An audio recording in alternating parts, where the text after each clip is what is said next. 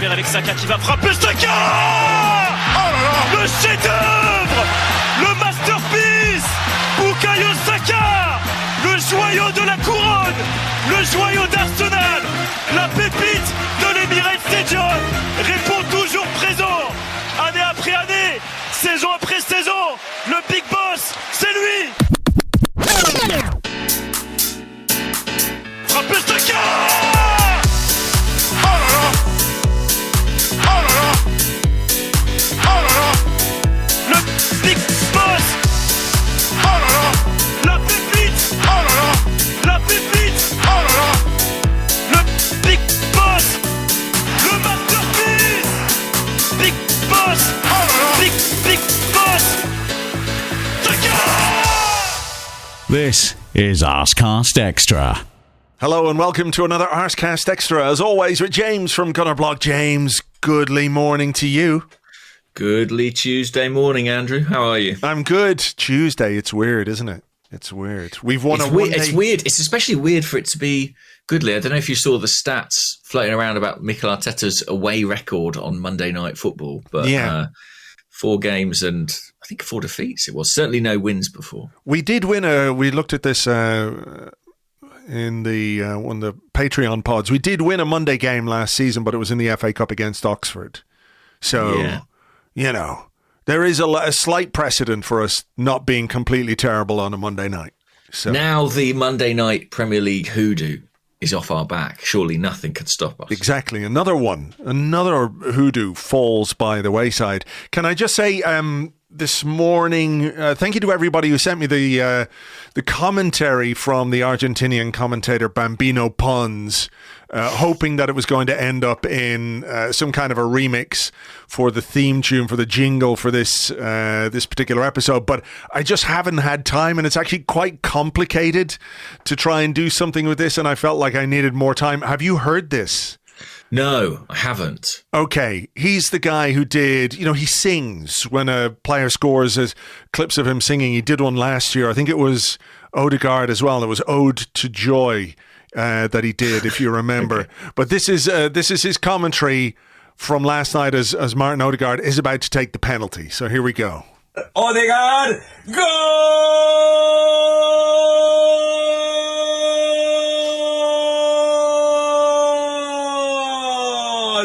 Bizarrap Quevedo, la tienen. El gol para los Gunners lo hizo Odegaard, porque este campeonato se quiere llevar. Arteta ya lo sabe, la quiere pelear, porque el gran campeonato del City de Pep. Quédate, que este año los Gunners quieren ser campeón. Ya no hay más excusas, se han reforzado y nadie le impide que puedan soñar. Quédate con el Arsenal, porque está ganando 1-0, Panchito. Wow. Peter Drury's got some fucking work cut out for him. The prep time has gone in. Almost harmonies within that. Exactly, yeah. The co-commentator's getting involved as well. It's brilliant. Yeah. I want to hear that on the terraces next week. All 60,000 Arsenal fans furiously looking at Duolingo, trying to figure out the lyrics to that. Wow. Yeah, I mean, he's raised the bar. All eyes on Drury. Yeah, all eyes on Peter Drury right now. Forget your poetry, pal. It's all about the slightly off-key singing. So We'll see what they come up with. But look, what a good win it was. And there's plenty to talk about, isn't there? Because there's a game full of incident. There's still questions, I suppose you might say, about Arsenal's start to the season, even though we've got 6 points from 6, 2 wins from 2. Everyone's got questions and thoughts and ideas and opinions. So is the best place to start with this one the team from last night, in that the only change was Takehiro Tomiyasu coming in for Jury and Timber, and that aside, it was the same as the team against Nottingham Forest. Yes. Were you surprised by that? Yes, slightly, in that, when I was writing about the game on the blog on Monday, it was like, okay, you're going to Selhurst Park. It's a difficult place to go. You want to be as solid as you can possibly be. I really felt like Gabriel coming back in Ben White going to right back, Partey in midfield with Odegaard and Rice gives you that nice solidity for an away game. And I have to say, a little bit surprised by the exclusion of Gabriel. And, speaking about it afterwards, I just want to read out what Mikel Arteta said, if I can find the little bit here. I did have this open, but of course I can't find it. Okay, yeah, here it is. He was asked about it afterwards because there's speculation, obviously, about Saudi Arabian clubs being interested in him, and he was asked if that played into the decision. He said, no, it's about the games we were expecting, how we're going to defend and attack, and what I believe is the best thing. He has played in both games and helped us win both games for different reasons. He was really good today. He absolutely dominated the box when he came on, and he's going to play a lot of games. That's the decision sometimes.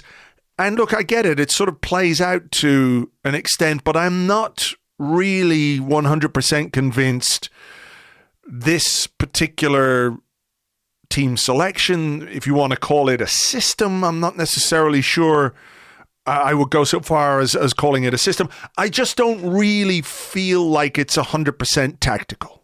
That's all. I logic and common sense just makes me think there's something else.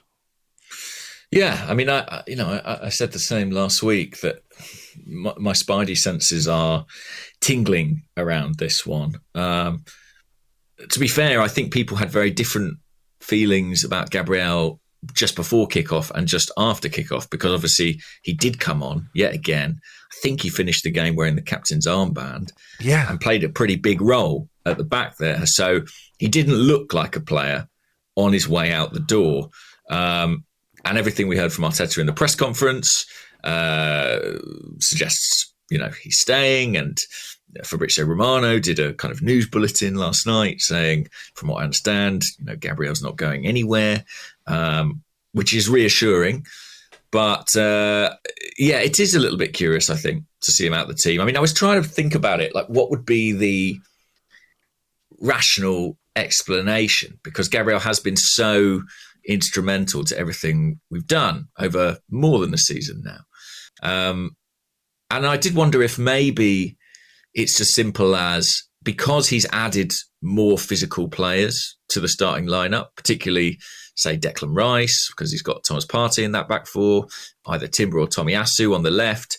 Does he feel that physically he's kind of covered and he can afford more technical players in the middle, like a Ben White, say, to help with the build-up? That's the closest I can get to kind of a logical reasoning for the tactical decision. But yeah, I find myself not fully buying it. I mean, it is inconceivable to me that Arsenal could, at this point in the window, let Gabriel go. No. I think it would be disastrous if that were to happen. I agree. This guy has been basically a first name on the team sheet player for Mikel Arteta for the guts of 2 full seasons, basically. What was it, 73 consecutive starts? I mean, that's pretty close to 2 full seasons. It's Bukayo Saka stuff. It is, yeah. Who did he equal Paul Merson's record last night or beat it? I'm not sure what it is. I don't know. He's in that ballpark. I think the other thing that makes me, again, sort of slightly uncertain about the tactical element of it is just that what has been a key cornerstone of all Mikel Arteta's teams since he came into the club, he has insisted upon a left-footed centre-back. He's always wanted, he brought Pablo Mari in straight away. Gabriel was a summer signing the year after.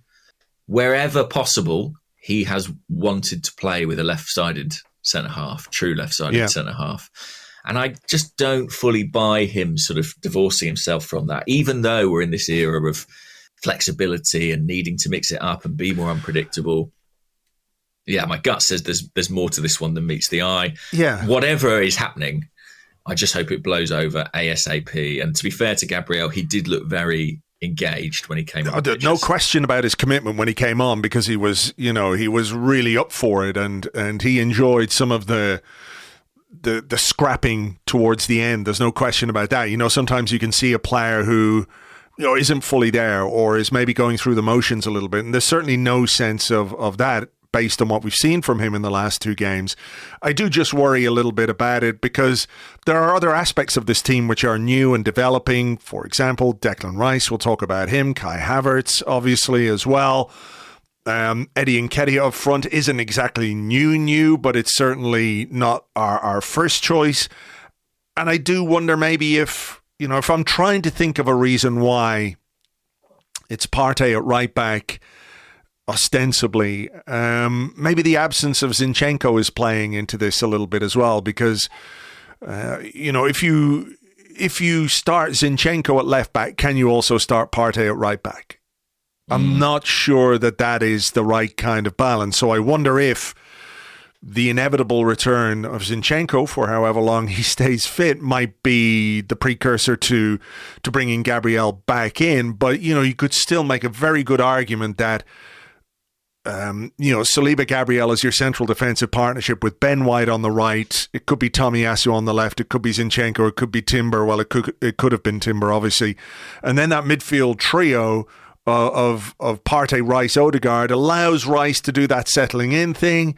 And, this is where I struggle with it, because I don't think there's any brilliant tactical reason. I've seen people say, well, look, if you're going to dominate the ball, if you know you're going to have lots of possession, maybe you need one less defender.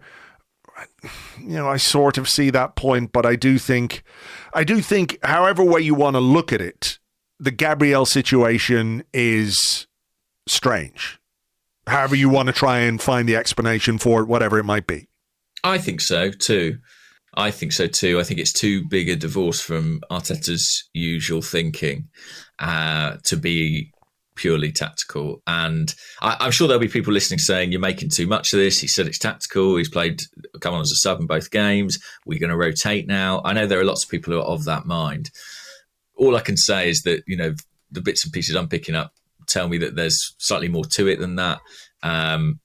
And yeah, I trust, what I'm hearing on that respect. And I think one of the reasons I've got this kind of nagging doubt in my mind is just that it's always been very clear Arsenal need to sell some players this window. And there are a number of quite sizable transfer fees they probably anticipated getting that they haven't got.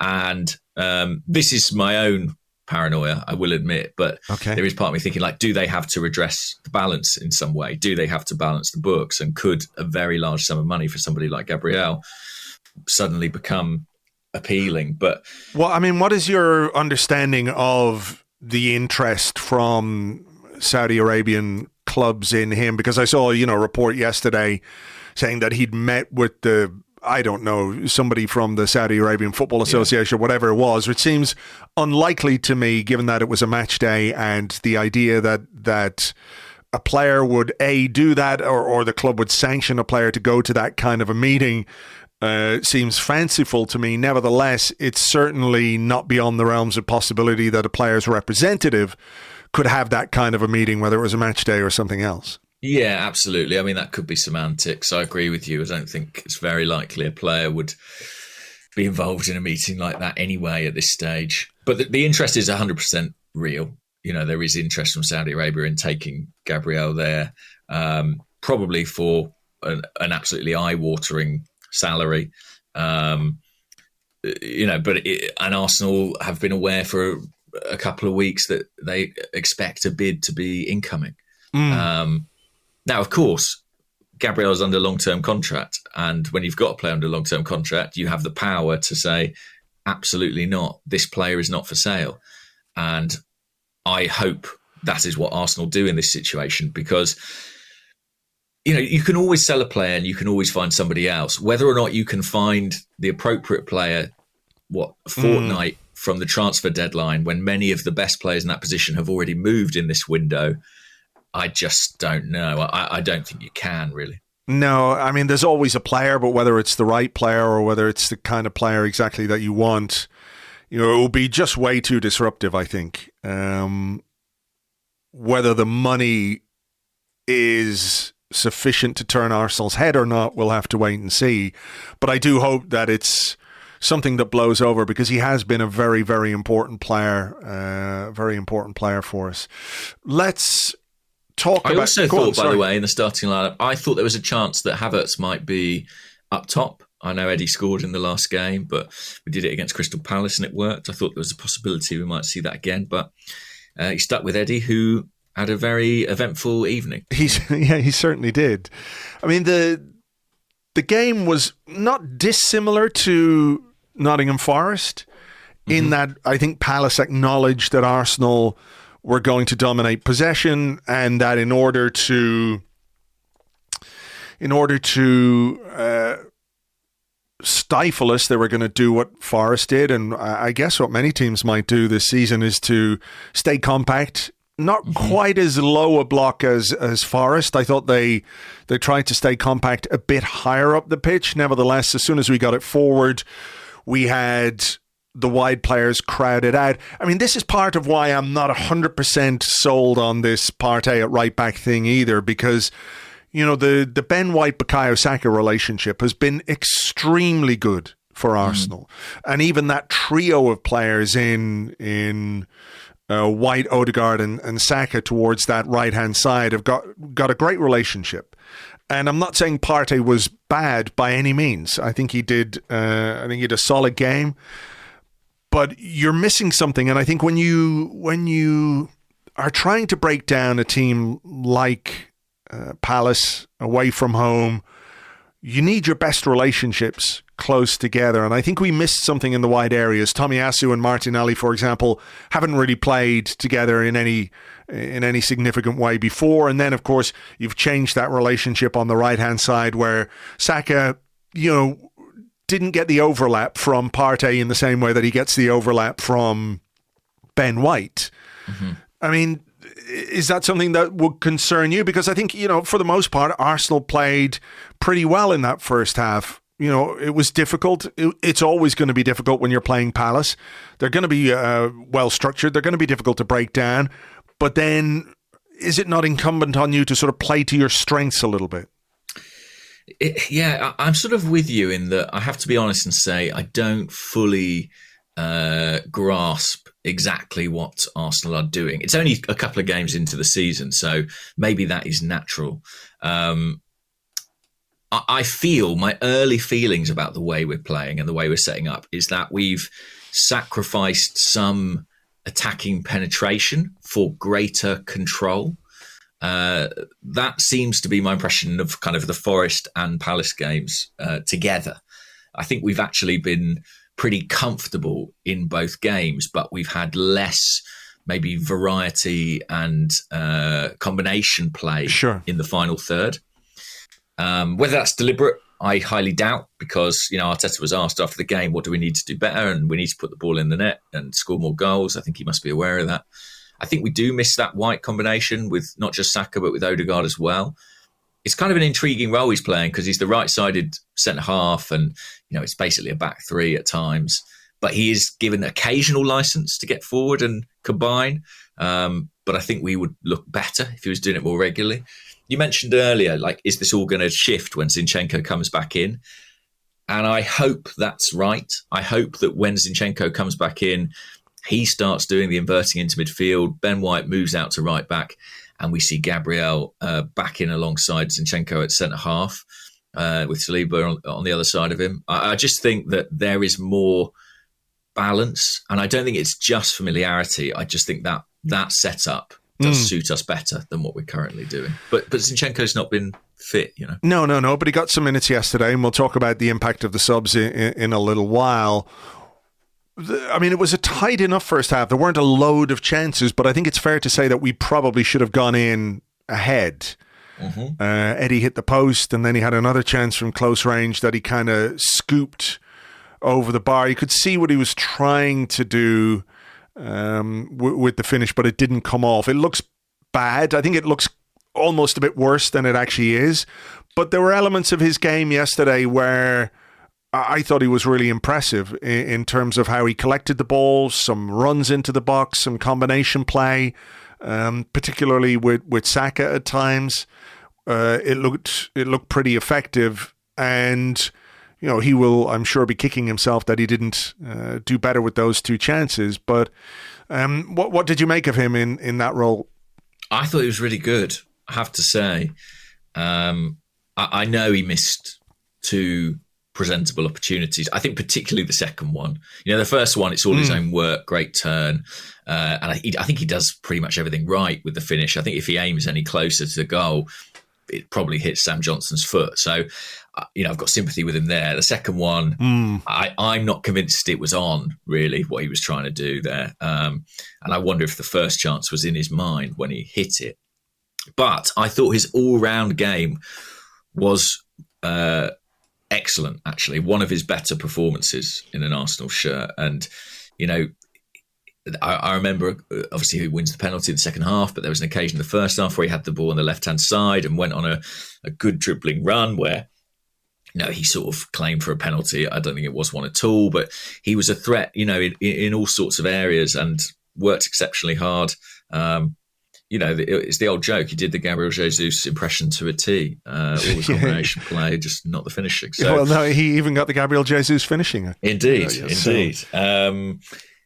I thought he was very good. And I know that some will say, well, the job of the striker is to put the ball in the net. But the job of the striker these days is much more than that. And the other aspects of the game, I thought he justified his selection. Yeah, I thought he worked hard as well. When we went down to 10 men, I think his last bit of action on the pitch was to nip in front of Palace players. They were threatening on the edge of our box, and he got himself in the way and won a free kick and eased a little bit of the pressure. So, yeah, look, strikers will always get judged by goals. I understand that, but I thought he played pretty well. Second half, then, and we get a penalty. 51st minute, quick free kick. Eddie runs on, keeper comes out, doesn't get there. Eddie goes over. I have to say, this is one of those where I've voiced my frustration about these kinds of penalties in the past where, it's one of those where the player kind of falls into the goalkeeper, but the goalkeeper has mistimed it also.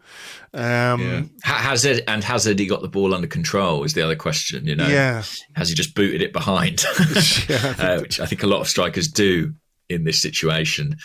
But, within the laws as they are currently interpreted, that's a penalty. So, Bukayo Saka picked up the ball and then handed it to Martin Odegaard, which I thought was interesting.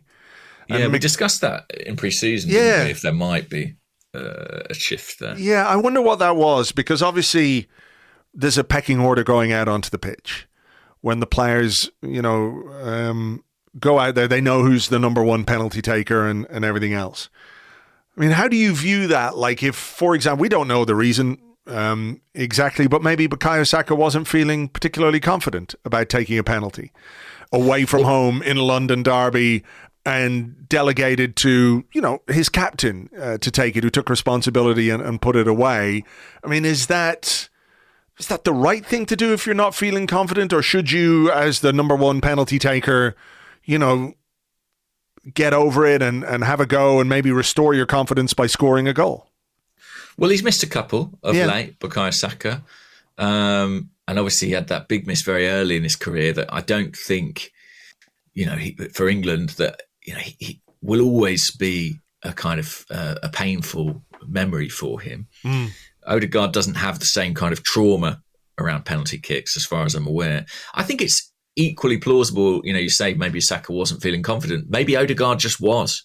Maybe when that whistle blew, Odegaard thought, yeah, I'll take this. And any manager will tell you, if you get to a shootout, for example, it's the guys who put their hands up, who volunteer, that mostly end up doing it. Sometimes you pick your best five, but sometimes there's just players who say, I fancy it. And I thought it was really interesting that Odegaard took it. And then when he scored, it was a nice penalty as well. Saka was one of the first over to him and seemed absolutely overjoyed, seemed very, very happy and relieved to be ahead. So there wasn't any bad blood about it, which I think is a really positive development. Yeah, no, I didn't think there was anything weird about it. It was obviously a decision that they'd made together for the benefit of the team, and it worked out really well. Nice penalty too, actually.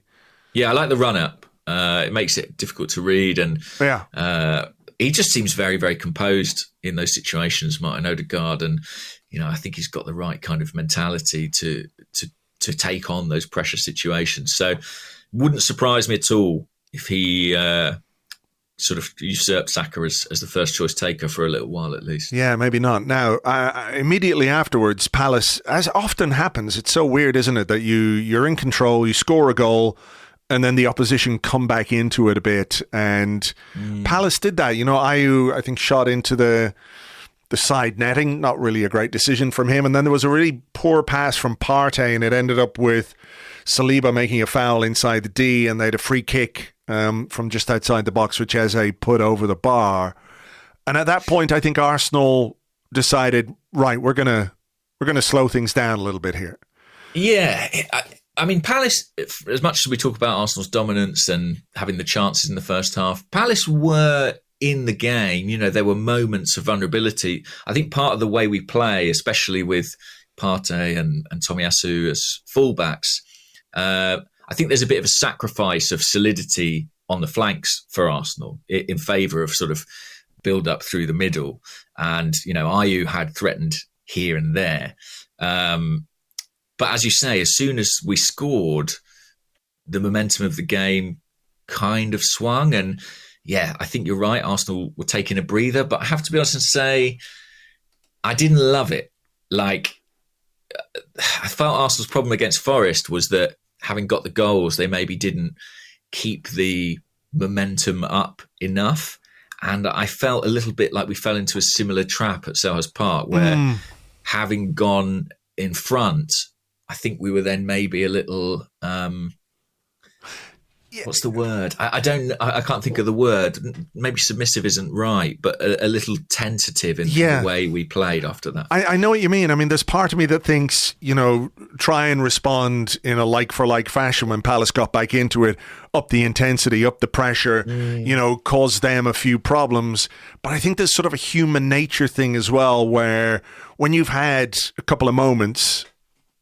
defensively, like we had, like that free kick, like the shot that Ayew took into the side netting, your natural inclination is to just, right, come on, let's just slow it down, be patient, maybe we can invite Palace onto us a little bit. But in this current era, obviously, you know, with this sort of focus on time wasting, which we'll talk about now in a second, it becomes counterproductive in a way, because you are you're under the spotlight immediately from the officials for what they perceive as kind of time wasting, excuse me, but what you're actually trying to do is just sort of, you know, gain some composure again and just slow it down. You know, you hear people talk all the time, you know, you need a midfielder who can put his foot on the ball and just slow the game down and find the passes and things like that. I think there was an element of that to the way that Arsenal responded, because we had a goal kick and Partey was a bit slow in giving the ball to Ramsdale, and the ref had a word, and then we go up and we get that throw, and there's the whole thing with Havertz hanging onto the ball. Then he throws it to Tomiyasu, who took the free kick or took the throw but got booked. Yeah, I had the feeling that I was kind of watching the team talk, and obviously I'm reading between the lines there, but I imagined that maybe at half time, you know, Arteta had said, or maybe in the huddle after the goal, Odegaard had said, look, once we get in front, let's just, you know, stay in control for 5-10 minutes. Don't let them immediately get back into the game. Take our time, you know, be disciplined. I kind of had the feeling that maybe that instruction was there because the players uniformly seemed to sort of react in that way. I mean, I suppose my first question is, like, do you think Arsenal were time wasting? Was that their intention? I mean, I don't think it's time wasting in the traditional sense, if you understand me. I think what it was really about just getting your shape, getting organised, controlling the tempo of the game, slowing it down a little bit because it had got a bit hectic. Palace were coming back into it. And how do you counter that? By slowing it down. And, you know, you do that properly, I guess, by keeping the ball and just denying them any possession. That would be the right way of doing it. Yeah. I don't think it was really deliberate time wasting in your classic Tim Krul sense, you know, where it's just so obvious, where he puts the ball down for a goal kick and then runs up to and then picks it up and puts it on the other side of his goal to take the same goal kick. It's not that kind of thing, but I think because of this increased spotlight on perceived time wasting and these new rules or edicts from the officials, I think it looked worse than it was, Yeah, and I think the referee very clearly warned Arsenal, didn't he, when Partey was tossing the ball back to Ramsdale or whatever they were doing in that corner of the pitch. He couldn't have been more clear. The players were all in a meeting, at the start of the season where they were told this is a new edict. The club are very aware of what those edicts are and how the referees are going to be implementing them. You're dealing with a human being in the referee. And, as much as we want them to be objective and consistent, it's never going to be the case because they are people. And as soon as he gave that warning, well, in the first place, I think I would have liked to see Arsenal control the game in a more proactive manner that involved them having the ball. But once you've been given that warning, I also think you have to be aware of that and not naive enough to sort of give him the opportunity to book you. I tend to agree with that, but I still think booking Tomiyasu was really harsh because he took the ball and he'd actually thrown it onto the pitch and the ref was taking out the yellow card. So he'd taken the throw in. I mean, this is what Mikel Arteta said after the game about this. So hang on, here's the clip. Well, if this is the standards, I think we will see 8 against 8 this season. So you didn't agree with both of them or just one of them? No, I don't agree, no. So the time wasting thing they have said they're clamping down on, did he take too long from that throw? Well, I don't know exactly how long you can. If it's 3 seconds, it was like 23 seconds or something like that. No, apparently. it wasn't. I think it was 8 seconds, and Right. there are previous ones that are longer. So I don't know. We might have to play with a stopwatch and understand what's next. It's okay. We won the game. I'm so happy. So happy. He's gone full Pep, guys. He has. Happening. He has. Metamorphosis. The hair will start falling out soon. I mean, this was the first question of that interview. Grit and character to see that game out after you went down to 10 men? Great win. I'm so happy. Great win. I'm so happy. Yeah. I mean, it's somehow more likeable when Arteta does it. Just a bit. But I still think it was a bit harsh on Tomiyasu. It feels like he was the one who took the card for the team, not because of anything he'd done, but maybe because of Partey and because of Havertz. I feel it's really harsh to book a player for that, particularly in the context of what happens next. Yeah. When I was at school, I drew a picture of one of my teachers, and I sort of drew them as this kind of hideous devil man when I was about 8 or 9. And I passed it around the class, and everyone was giggling at it. And the person who got caught with it got punished for it, And I kind of felt like that was exactly what happened to Tomiyasu. I was kind of the Kai Havertz in that situation. If either I or Kai Havertz were a real man, we would have owned up to the referee and said, please book me instead. But instead, we skulked away into the shadows. Yeah. Stat Supremo Scott Willis, doing the hard numbers so we don't have to, said there were 24 seconds between the ball being out of play and when the card was shown to Tomiyasu. There were 6 incidents longer than Tomiyasu's yellow card. Before the goal, Crystal Palace had throw-ins that took 27, 25, 22 and 22 seconds. Arsenal had a throw-in that took 44 seconds that went unpunished.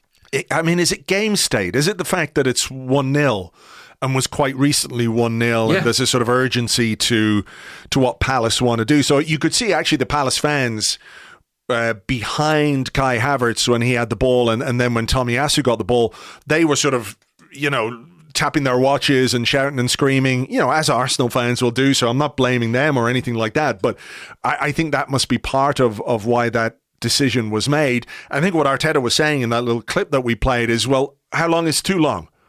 We don't know. Like, is it 5 seconds? Is it 8 seconds? Is it 12 seconds? How long do you actually have to take a throw in before you are penalised for time wasting? And well, this is it. Sometimes you've got 44 seconds unpunished and then 24 in a booking. I think you're absolutely right about the home crowd. It was one of those bookings, and it's sort of part of what makes football chaotic and brilliant and captivating, where there are all these kind of subjective factors in play, like the crowd, like the fact the referee is annoyed and emotional and trying to make a point. But obviously, when all that goes against you, it does feel deeply unfair. And you think of the fact that a few years ago, there used to be a rule or certainly a guidance about goalkeepers having 6 seconds to release the ball, which appears to have sort of disappeared. But maybe it wouldn't be the worst idea to introduce, a 30-second limit on a throw-in or a 25-second, whatever it is. 20 seconds, I think, is plenty, surely. And actually, that 6-second rule, I was a little worried towards the end based on what had happened, given that Aaron Ramsdale held on to the ball for quite a little while, which, on the one hand, I was glad he did because it helps you get players up the pitch and all the rest. But, if this referee is a stickler for a throw-in like that, what might he do when goalkeepers hang on to the ball? And at some point, that will be a thing, right? Because we've had this conversation a few times about how goalkeepers hang on to the ball, and the 6-second rule is now, it's ridiculous. You've got goalkeepers hanging onto the ball for 20, 30 seconds before they release it. At some point, the next PGMOL edict will be, right, penalise the goalkeepers. And that will be something that we're going to have to contend with. It's not anything we have to contend with for now. But the Tomiyasu booking is then compounded by a second yellow card, which I think is genuinely a disgrace of a second yellow card. I've got some issues with games being significantly changed for very little. Like if a player sides down another guy, if he swings a punch at him, whatever it might be, violent conduct or a terrible, dangerous tackle, by all means, issue a red card. I feel like the bar for 2 yellows has got to be a lot higher than it actually is. There's no good reason to reduce a team to 10 men, like the harshest punishment you can mete out to a player for what Tomiyasu did yesterday. There was barely a touch on Ayew. Ayew, by the way, who committed a much more cynical foul on Bukayo Saka, having been booked in the first half, got away with, I think, a much more cynical and obvious foul. And Tomiyasu maybe got caught a little bit the wrong side of the player, and there was nothing in that to deserve a second yellow card. I really think football has got to rethink how red cards are issued unless they are absolutely necessary, because ultimately it sort of changes the dynamic of a game too much. In this case, given that we came out 1-0 winners in the end after what I eventually decided was a very enjoyable rearguard action from us, even though it wasn't that enjoyable at the time. It was very enjoyable after the final whistle. Maybe you don't complain too much, but I mean, what are your thoughts on that second yellow and the point that a team is very harshly punished for almost nothing? Yeah, it's also not just this game. We lose Tomiyasu for another match as well via suspension. Yeah. So I think given the lack of gravity of those 2 offences, the punishment does feel deeply harsh and did sort of completely swing the momentum of the game. I think they were 2 decisions that only happened to an away team. I really firmly believe that a Crystal Palace player would not have been booked and indeed wasn't booked for sort of similar incidents. And again, I spoke about the referees being human and emotional and susceptible to bias and all those things. I almost wonder if, the irritation at Tomiyasu from the first booking factors into the second. But that's not right. That's absolutely not right. No, I agree. But I think it's always in play, basically, as long as you've got human beings, not robots, officiating. But what I think is wrong is that VAR is not allowed to look at that again. I completely agree. There's no good reason why, if you are going to mete out that punishment, and like I said, red card is the harshest punishment you can, or 2 yellows, red, whatever way you want to say it, on an individual basis, it's the harshest punishment you can get as a player. How long would it have taken How long would it have taken VAR to have a look at that and say, you know what, that's not a yellow card. That's certainly not a second yellow card. And I do think there is a weight to that as well. I think referees do have a responsibility to say, right, okay, if the first booking, he's a victim of collective time wasting, if that's what we want to call it, does this offense merit a second yellow card for a player? And, I really think that the bar is too low on this. It's got to be raised. I would say the same. I would say the same if a Crystal Palace player was sent off for that. I would say that is incredibly harsh and not right. And, that's not me just with my Arsenal bias on. I really do think it's not right, unless, of course, it is a Tottenham player. Interestingly, our first red card for a long time. First, I think, in the league since Rob Holding at White Hart Lane. Yeah. We went through all our season without one. Well, there you go. And now, second game in, we've got one. And we're back, guys. We're back. I don't think it's going to be our last. So, like you say, the momentum of the game changed. And I saw, some people complaining about this a little bit in that, why did it swing so much? Arsenal were in control. Yes, you're down to 10 men, but you should be able to play with a bit more, I don't know, ambition maybe. But, this is one of those where it's an unjust red card. You're down to 10 men. You have to take off an attacker to put on a defender. You're going to sit deep. You're going to stay organised. And it just becomes very difficult to get out when you sort of drop back in the way that we did. And I understand why we dropped back. And I think generally we defended really, really well. Palace, of course, dominated possession, lots of crosses, lots of territory. But I think the way Arsenal stayed organised and stayed compact in that scenario was actually very impressive. There speaks a centre half. For sure. I fucking love that, though, Yeah, I mean, they loved it as well. You could see that on the pitch. They love that kind of backs to the wall, digging in stuff. And I think defending in that way can be great for team spirit, and it feels like a massive win when you get over the line.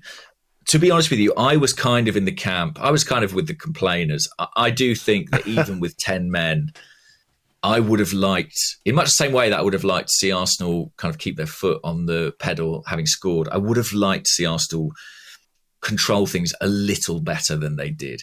I think they defended the box excellently. I think we were fortunate in some ways that, this was a Palace side without Michael Elise and without their new Brazilian creative midfield player or a forward. So they didn't come up with a great deal, but I thought we defended very, very stoutly. I just think that it took us basically until stoppage time to sort of put a run of passes together. Yeah. I saw a stat that Gabriel, I don't know what minute Gabriel came on, but he only played one pass in his time on the pitch, which I think tells you that we were doing nothing in possession. No, I mean, I'm like you. I would have liked to have seen it. Yeah. But I understand why we didn't. Okay, I do understand why we didn't, because, when momentum shifts in a game, and it can be the same when it's 11 against 11, that you find it more difficult to be progressive or ambitious when you're under that kind of pressure. And we didn't have an outlet. For a while it was Eddie, and then we put Havertz up front, and it was really difficult for us to find passes. I think there were a couple of moments where perhaps we could have done a little bit better in possession. But, when you think about what we were doing, we'd Saka at left back for a while. We'd Havertz up there. Declan Rice, I don't quite know exactly where he was playing, but he was dropping into the back line. I think he was about the 8th centre half. Exactly. Yeah, exactly. It was a bit like that. So the fact that we defended as well as we did is linked to our inability to get further out, if that makes sense. So, like you, I would have liked it. I think we're capable of it, and I do think that this is a team that's technically capable of doing a bit better with 10 men versus 11 against Crystal Palace, or anyone else for that matter. But I do understand why that momentum made it really tough for us. Yes, and listen, there are teams who I think you can be more confident of defending the box against. And I'd say this Crystal Palace team, without necessarily a prolific centre forward and missing some key attacking players, maybe this was one of those occasions where collectively we just thought, we fancy ourselves to defend this 18-yard line and keep them out of our goal. I just think there are other occasions where when you go down to 10 men, you're going to need to show a greater degree of control, basically where you're going to be safer keeping the ball further away from your own goal than Arsenal did at Selhurst Park. Sure. But the subs who came on all played their part. We spoke about Gabriel. And obviously once we had Jorginho and Zinchenko on the pitch, I think we did manage to settle a little bit in those final stages. I think Jorginho's role in this is a little bit, I don't know if it's underappreciated, but I think his experience was really, really important in the final 10, 15 minutes of this game. He's kind of the perfect person. Yeah, like he was organising things. He knew where to be. There was one brilliant clearance, if you remember, from I think inside the 6-yard box when Palace had threatened a little bit, and he was there to get it away. We didn't mention the potential penalty for Palace. Eze went down. What did you think of that? Because I have to say, I thought maybe for all our complaints about the officials, we got just a little bit lucky there. Yeah, in real time, I thought it was a penalty. Watching the replays, you can see that Eze is, of course, absolutely looking for it. But so was Eddie. Yeah, exactly. No, surely no more than Eddie was. And I think Partey, the way he sort of sheepishly retracted his leg was the manner of a man who knew it shouldn't have been out there. Yeah. It was a close call. And I think had the contact been a little more significant, and we're talking the movement of a foot by millimetres, then I think we might have seen a different decision. But yeah, we maybe slightly got away with one there. I'm trying to think if there was one Edouard header which sort of, cannoned off the wrong part of his head really and went wide of the goal. There was that late moment where, who's the left back? Mitchell. Yeah, fired over. That Ramsdale had to come out and make a good block, and it fell for the left back, and he fired it over the bar. But there was about half a dozen Arsenal players between him and the goal. Yeah, it was very much backs to the wall stuff. It was enough in the end. I mean, there are going to be questions, and maybe we'll have some questions on this in part two. But primarily, first and foremost, at this point of the season. Well, at any point of the season, I guess, the points are paramount. But maybe when you are in a transitional phase, if you like, between last season's team and this season's team and the differences that we've discussed in key areas, I guess you've got to say, making sure you get 3 points on a day where you don't necessarily play as well as you can and circumstances have conspired against you to make life even more difficult for you. It's much better to be analyzing the performance or where you can improve or what you need to do to take better control of games with the points on the board, particularly at a place like Selhurst Park where we have struggled in seasons past. Absolutely. And I spoke about this on YouTube, but I think we have to be careful not to look at last season through rose-tinted spectacles. And, because it's hard to remember the detail of every game, we just see these runs of win, win, win, win, win. And It's tempting to imagine that it was a procession and that every game was super comfortable and we blew the opposition away. But that is not the reality. The reality is that there were lots of games very like this one, which were close, tightly fought, required us to dig in, to get over the line, had some nervy moments at the back. Leeds away, remember that one? Yeah, that's a great example. I would actually say I was at this fixture last season. It was the opening day and Arsenal got a 2-0 win. The second goal was sort of an own goal towards the end of the game. Mm-hmm. And I actually think Arsenal exhibited more control and were more comfortable, certainly with 11 men on the pitch, in this fixture than in the one 12 months ago.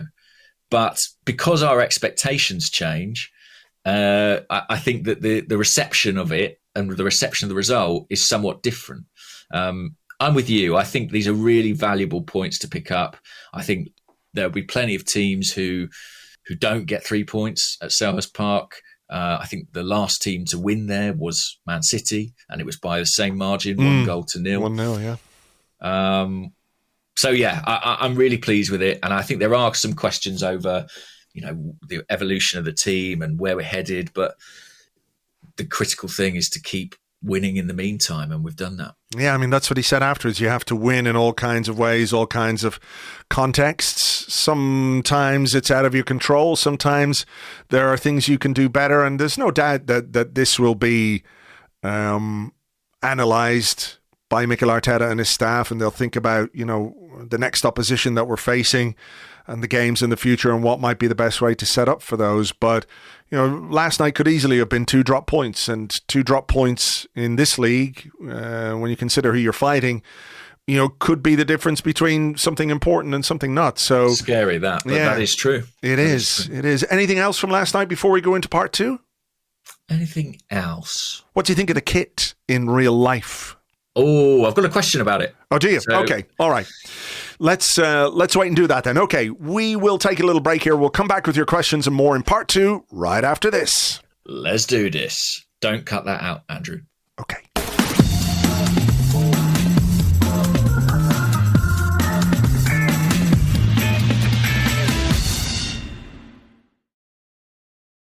Welcome back to the Arsecast Extra. This is part 2 of the show where we answer questions that you sent to us on Twitter at Gunnerblog and at Arseblog.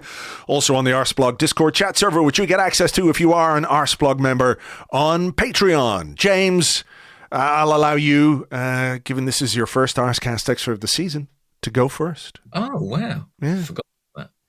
Maiden Arsecast Extra of the season. Well, Sam, who's at the Cannon, on the kit, said, one of my key takeaways from last night's hard-fought win was that this away kit might actually be low-key kind of great. Do I need to lay off the pre-match pints?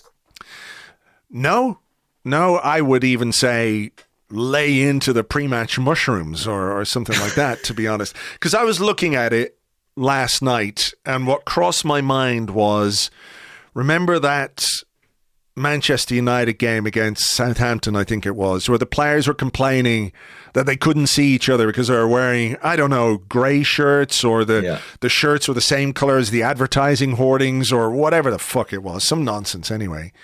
And I thought to myself, well, this is the exact opposite of that. It's highly visible. Highly visible. I don't know how much that actually means.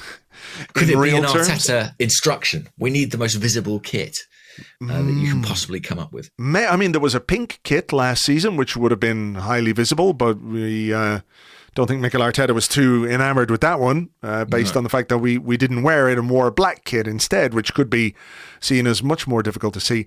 I don't know. I think it looks good on these highly trained professional athletes. That's my opinion.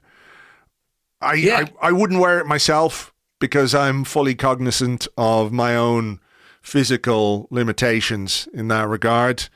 But I think it looks good on these guys. And it's 1 from 1 now in the Premier League. So listen, all the kits look good when you're winning them.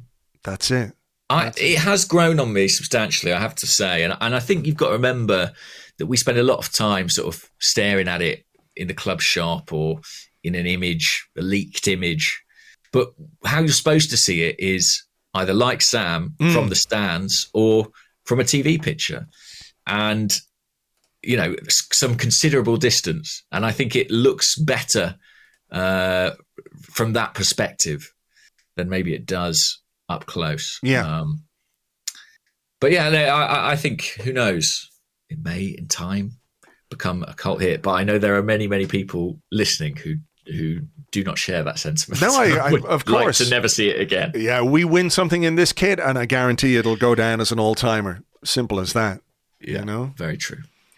Let me ask you this one. It's sort of a broader discussion. Oliver Adams, at Oliver Adams 88 on Twitter, he said, "Goodly morning, delighted with the win. Thought we were a good first half, and then triumphing through I thought he was going to say adversity. He said through absurdity made it all the sweeter. However, are you happy with how we're playing? I'm not getting the tingles like the start of last season. Is that good or bad? I mean, this sort of plays into what you were saying about the perception of how we played last season. But I do understand that maybe we haven't clicked, and that's because of the changes that we're trying to implement and being more unpredictable and certain players playing out of position. I mean, do you see that as... Do you see, for example, our ability to win games when we haven't quite clicked? Does that make you optimistic about what might happen when we do? Yes, and despite my comments about us potentially looking at last season through rose-tinted glasses, I do still think there's obviously a gap in quality of performance thus far. And I think that's been in the attacking third, principally. I think we haven't been as exciting going forward. We haven't created the same kind of number of clear-cut chances. But I think there is a kind of trade-off there where I do actually think we have looked pretty solid and pretty stable, with the exception of one blistering counter-attack against Nottingham Forest. I think we have looked very secure. I think, I hesitate to say, I think we've been more boring in a way that's almost City-esque in these two games, where we haven't taken teams apart, but there has felt like a kind of inevitability about us getting the result. And actually, while it may be less fun to watch, building that solidity may serve us extremely well in the long run, especially if we can add some of those attacking flourishes on the top. I mean, speaking of attacking flourishes, how much do you think the absence of Gabriel Jesus might have played a part in a certain lack of fluidity in the final third? Because, you know, I thought, like you, I thought Eddie did well yesterday. I think he did well against Nottingham Forest. I thought Havertz was all right in the Community Shield. But those relationships, and certainly the relationship between Jesus and Martinelli, is a particularly effective one. So is that an aspect that we might have to consider? Definitely. I mean, he's our first choice striker, and I agree. Eddie did well overall last night, should have scored, but there's still a big gap between him and Jesus in terms of what they bring and what they contribute. There are other sort of factors. You know, Kai Havertz is still settling in and finding his role. We had a ton of questions about him again, so maybe we'll get to one of those in a minute. Mm-hmm. But I think it is that sort of zip in attack that we are currently missing. And I think probably breaking up some of the partnerships, breaking up some of the combinations, the pods, is playing its part in that. And it may be that we build new understandings and new relationships, and it may take a bit of time. But I do think that with the addition, maybe most importantly, the addition of Rice, I think we have added a kind of sturdiness to the team that is already evident. Yeah. I don't disagree with that. I mean, we had a question about Havertz. You said we'd lots of questions about Havertz, so let me just throw one at you. Okay. Fengel on the Discord says, goodly-ish morning. It's a goodly morning, man. We won. I struggle to see what role Kai Havertz plays in this system. It looks like we've changed our system just to be able to fit him in. Is it worth the disruption from last year? Are we in a transition? And maybe this will be good in a few games' time. I mean, I find him an interesting topic of discussion for now. Same. And I think he's going to be one over the course of the season. As we've said many times, he's kind of starting on the back foot a little bit. He's got a lot to prove and a lot of people's hearts and minds to win. I also think he's one of those players who is quite divisive in his style. I think I understand the people who look at him and say, I don't really get it. I don't really get what he's offering. But equally, I saw a lot of praise for him last night. He seems to have sort of divided the crowd quite emphatically. What was your interpretation of his performance? I think that the way he moves doesn't always do him favors. Mm-hmm. And I'm sort of in the camp where I'm not in the camp. I can identify with the people who are saying I struggle to see exactly what he's bringing, right? But I can also see that he's somebody who works harder than it looks, wins a lot of duels, which, as we know, is something that Mikel Arteta is very, very committed to. Passed it well enough, gave us a bit of an outlet late on, did win some headers. He did have one shot, didn't he? Which he flashed kind of wide. I think I would like to see a bit more decisiveness from him when he's on the ball.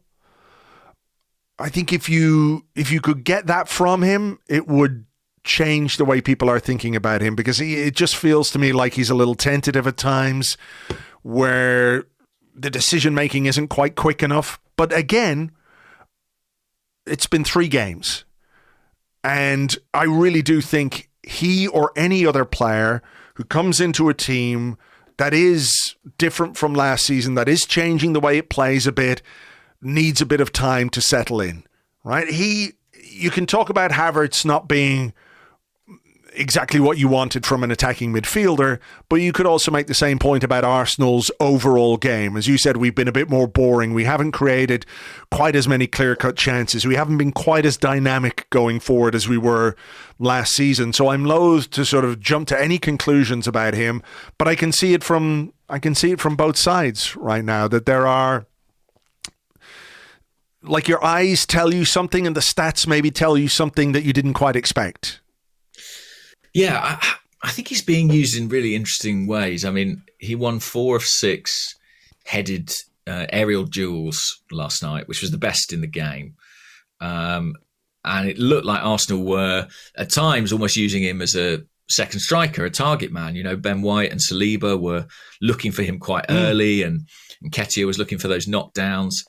And that made me excited to see Havertz in the same team as Gabriel Jesus, because I think Jesus so often has to kind of fight 2 centre-halves almost single-handedly. But sticking a 6'4" guy up alongside him at times, I think will be really dangerous and could be a really handy combination and make Gabriel Jesus' life a bit easier and subsequently our lives a bit better.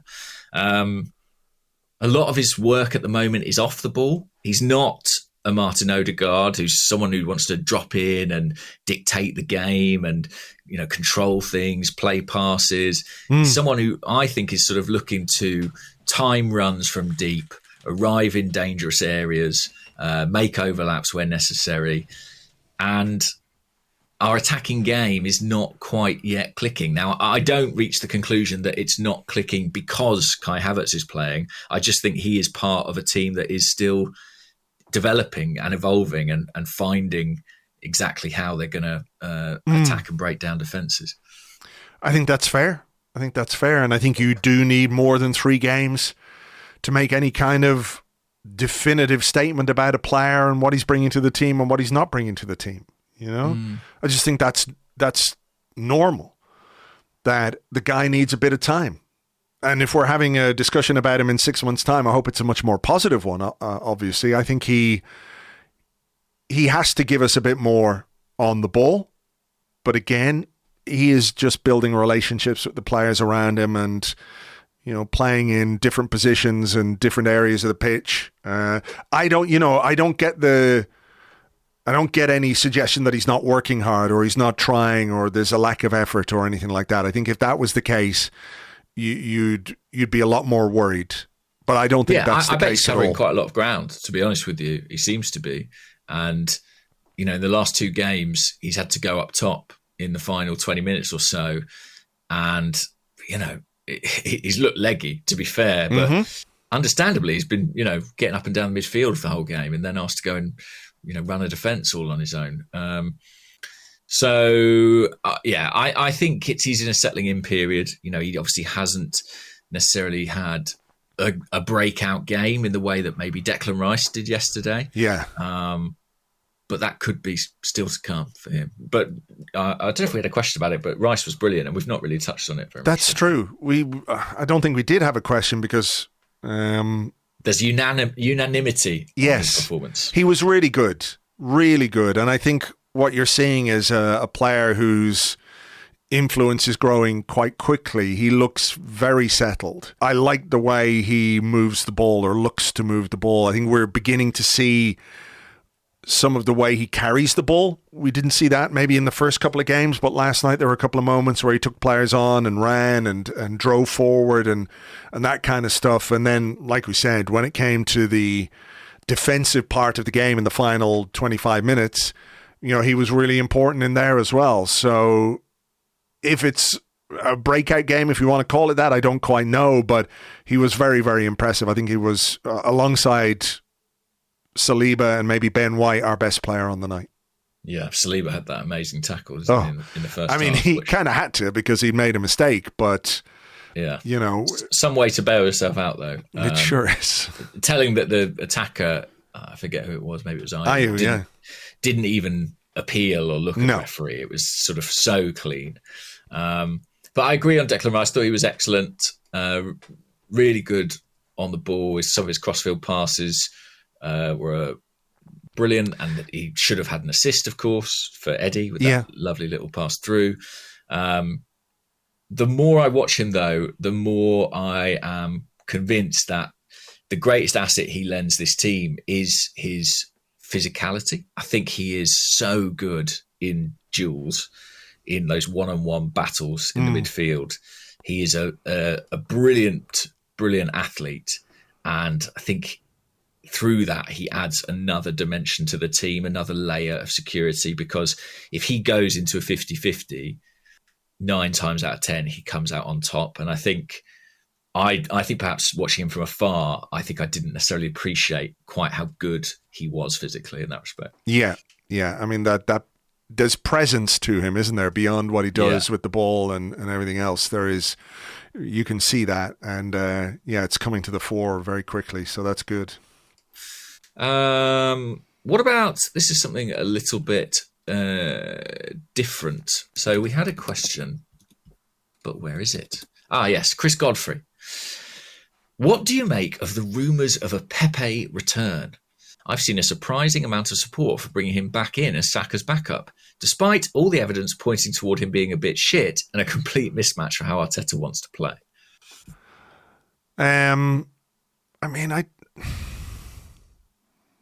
You can't say this was a successful signing. No way. I think it may be a bit harsh to say he's a bit shit, but he's been a bit shit for us at times.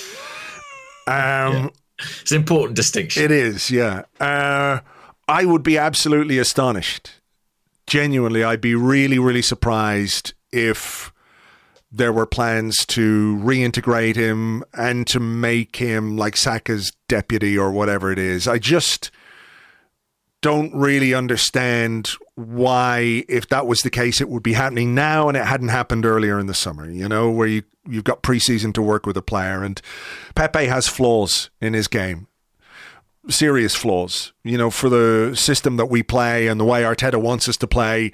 There are things that are just missing from his game that I don't think we can now, in the 10 days that are left of the transfer window, turn around and make good. So I don't really get where that's coming from. That said, I don't really understand why he was frozen out, if that's the right way to put it, this summer. I don't think Pepe ever did anything particularly wrong beyond being a bit shit for us, from time to time. So I don't quite get what the thinking was on the club's part this summer, because it's not like he was a bad egg or a disruptive influence or anything like that. He spent the entire summer training on his own. The only move that we've ever heard anything about is Besiktas. He appears to have turned that down as far as we know. Maybe it's still ongoing. I'm not 100% sure.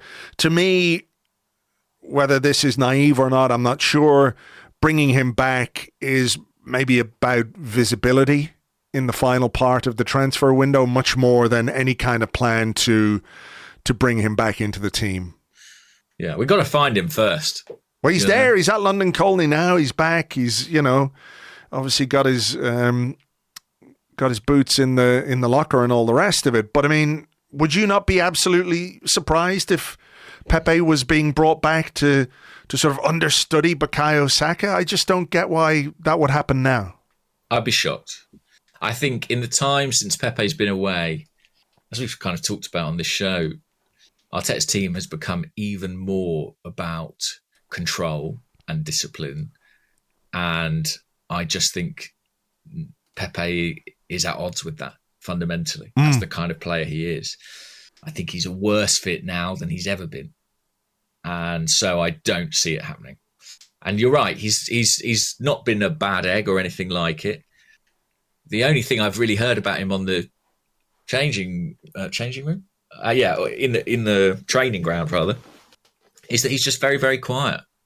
You know, he's maybe a bit introverted, and his personality hasn't made a great impression at London Colney. But I've never heard anything to suggest he's a troublemaker or anything like that. I just think he doesn't fit Arteta's vision of what he wants from that position, and for that reason, I don't see him having a role to play this season. Well, I mean, what do you think? We don't have a question about this. We had a load of questions maybe last week or the week before, but it's now the 22nd of August. There is 9 days left. There are 9 days left in the transfer window. Yeah. Arsenal haven't been able to sell Kieran Tierney, who's not in the squad last night. Rob Holding, not in the squad last night. Folarin Balogun, not in the squad last night. Nicolas Pepe, not going to be in the squad, but another player we haven't been able to move. Lokonga is still there. Tavares is still there. Cedric is still there. To what extent do you think this final week plus a couple of days of the window is going to play out in terms of Arsenal compromising what they had initially planned at the start of this window? Not planned, maybe, but hoped for might be the best way of putting it. I think there's going to have to be a significant degree of compromise. And I think, I have to say, obviously it's not happened yet. I think that is really disappointing as an Arsenal fan. I really hoped that this summer we would actually make some of these sales. You know, someone like Tierney, you looked at that and thought, we've got to be recouping some serious cash on a player of that caliber. Even a player like Tavares, you know, looked like we might turn a profit on him. Apparently he's now turned down Nottingham Forest, which is annoying because they were prepared to pay a sizable sum for him. I mean, on that one, I have a little bit of sympathy for the club because, you know, if you do a deal with another club and you're going to basically double your money on a player and then he turns it down, there's not a great deal you can do about that because it's obviously very clear already to Nuno Tavares that if he wants to play, he's got to go somewhere else, but he's also within his rights to turn down a club that he doesn't feel is the right move for him. Absolutely. And listen, I have sympathy with the club. I am disappointed in the sales thus far, but I'm not asking for Edu's head on a stick, you know? I get that you can only negotiate or you can only accept offers that actually come in, right? You can't determine the degree to which clubs are interested in your players or the price they're prepared to pay. I'm just saying that for the club more generally, when we were talking about Gabriel, I think they will have been banking. I think in their spending plan, they would have thought, well, there's got to be 50 million at least coming in for Tierney and Balogun, say. Yeah. And that's not happened. And I think there's going to be a lot of compromise in the next week because we can't register all these players, as far as I'm aware. We can't carry them in the squad. We can't give them minutes to play. We can't really keep them happy. So they're going to have to go out. And I think it's a buyer's market now because it's like when a squad have, extra players that they need to shed, are clubs really going to pay a premium? I don't know. What do you think? I know the market can heat up towards the end. And, the reality of being somebody like Kieran Tierney or Rob Holding or Cedric or Lokonga, there might need to be a bit of compromise on the part of a player too who doesn't necessarily have the move they 100% want, but in order to actually just continue their career, they're going to have to compromise a little bit too. So I hope some things can happen. But like you, I hope for better this summer when it came to selling. And in particular, in a summer where we weren't trying to get rid of complete dross like we have done in the past, which is really difficult. And you can acknowledge that and say it's very difficult to sell certain players. I think we were in a better position to make money. And I do wonder if maybe that's something we need to look at in terms of how we go forward. Like, our recruitment has been good. Our selling has been bad. Would it be fair to say? Yeah. So maybe that's something that the club need to look at in how they operate. Maybe they need a sales guy. Completely fair. And, you spoke about players not exactly getting the move that they want, or clubs not exactly getting the offers that they want in this final week. And I fear that what will happen, the compromise that will happen, will be loan deals. Yeah. And all these cans will get kicked down the road. And we'll be having the same conversation next summer about, well, finally, we're going to sell some people. Yeah. That's I think the likely outcome here, that a lot of these players will go, well, I'm not 100% sure about this move, but I would like to go and play, so I'm prepared to go on loan. And clubs will say, and Arsenal will say, well, we haven't had a permanent offer that we think is acceptable for this guy, but we have got this loan offer, which gets them out the door and could potentially see their value increase. Yeah. We'll do the deal. I mean, it's not as if there hasn't been some focus on this internally, and no. They know, they've been trying to do it. Yeah. They've this whole end period of the window, really, the Raya thing slightly came out of nowhere and was actually sort of precipitated by a sale. That deal was only doable if there was a buyer for Matt Turner. But the whole focus has been on selling players over the last few weeks. And yet we are where we are. Yeah. Well, let's see. Having to accept 80 million for Gabriel, I guess. Oh, don't. I hope, yeah. Let me ask you this one. Corporate Goon on Discord. How much should we read into those who haven't made it off the bench yet? It seems to me that Vieira and Smith Rowe are subs for when we need a goal, whereas Jorginho, Kivior, Gabriel are more robust defensive substitutes.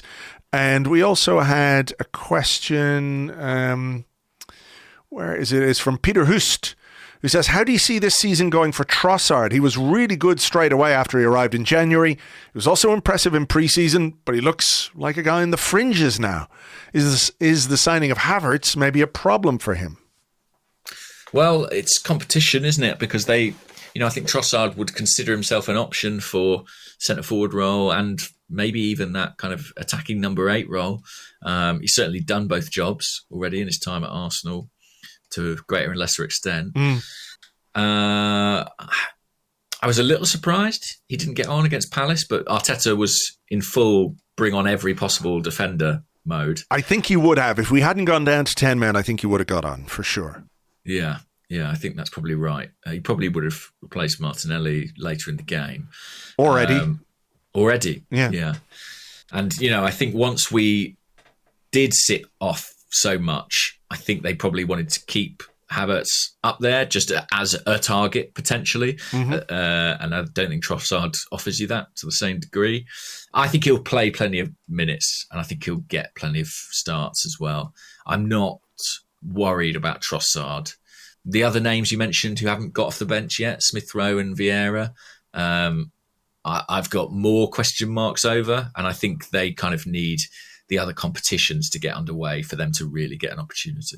Yeah, game state could define Premier League minutes for them, whether it's trying to get a goal or being sufficient goals ahead where you feel like you can make changes, where you could take Odegaard off and put Vieira on or Smith Rowe on, similarly with Saka, assuming Nicolas Pepe, hasn't come off the bench to replace Saka.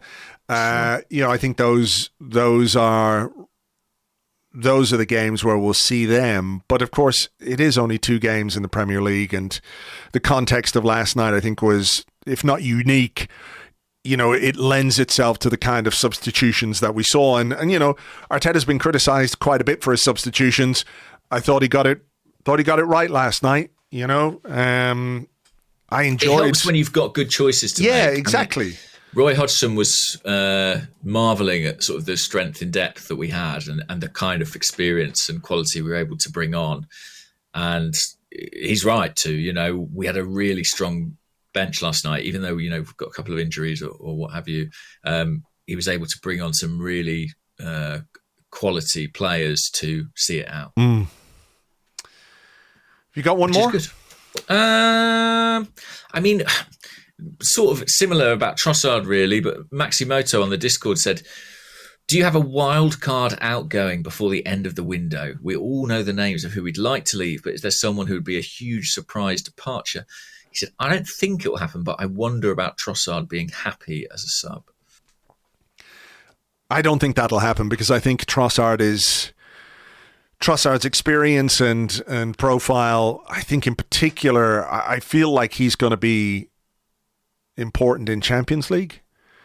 I don't know why I think that exactly. And I think the possibility of him playing Champions League football means he's not going to leave. I don't think he'll leave. I don't worry about that really at all. And I don't see a wild card departure really, unless some kind of crazy offer comes in and we haven't done anything else in the window and we are basically forced to do it. I mean, does that worry you? That if we don't get any money in, I'm seeing stories about Balogun and Chelsea this morning. How true that is, I don't know. But the longer it goes on without the right kind of bid from Monaco or whoever, or Fulham, whoever it might be, the more you are forced into making decisions that you wouldn't necessarily want to make. Yes, I do. Well, listen, we spoke about this with relation to Gabriel, but I do wonder if Arsenal may need to bring some cash in. I'm just looking at the squad now and seeing if there's anyone who I think could be a surprise departure. I don't think so. I mean, partly because there are so many players we know that are available to transfer. I don't think there'll be a big shock. I certainly hope not, because I've spoken about with Gabriel, it'd be very difficult to place someone. And I don't see anyone outside of the obvious who's kind of surplus to requirements at this stage. Yeah, same. I think the important players we have are important players we need for the season ahead, Yeah. I think my best guess is a bunch of people are going to leave on loan. We'll probably sell Balogun to somebody and a bunch of other players are going to go on loan deals. That's my hunch at this stage. Okay. Well, the window closes September the 1st, which is it's a Friday night as well, isn't it? So it is the day after the Champions League draw. Right. So guess we'll see who we draw before we decide if we need all these players. Yeah. Do the deals on deadline. Well, that will be interesting. So that's next week. All right.